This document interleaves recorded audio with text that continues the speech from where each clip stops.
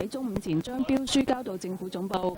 自從上個月17號，當局一共派出55份標書，結果有6間公司落標競投。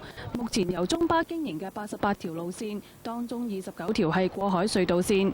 落標嘅除咗中巴同九巴，亦有新組成嘅公司，佢哋都同樣有中資背景。長江基建、城巴、中旅國際及北海集團宣布成立香港聯合巴士有限公司，而大嶼山巴士嘅經營者冠忠巴士就同中信泰富集團嘅全資附屬公司大昌行組成香港公共巴士公司。競投者仲有雅高巴士服務公司。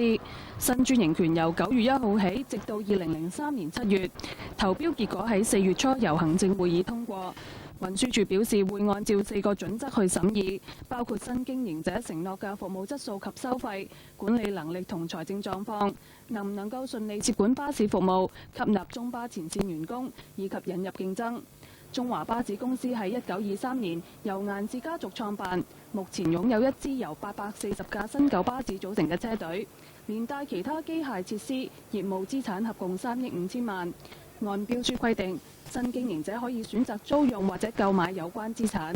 亞洲電視記者李義莊報導。而城巴就同長江基建、中旅同北海組成財團投標，大昌行就同提供大嶼山巴士服務嘅冠忠巴士合組聯營公司。新世界基建亦有競投。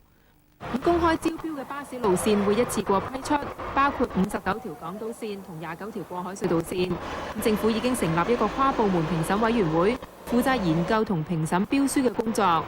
政府話會考慮投標者嘅能力、服務水平、建議車費等等因素，決定邊間投得。預算下個月初批出為期5年嘅專營權。中標嘅公司會喺今年9月1號開始營運新嘅巴士網絡。無線電視記者余子玲報導。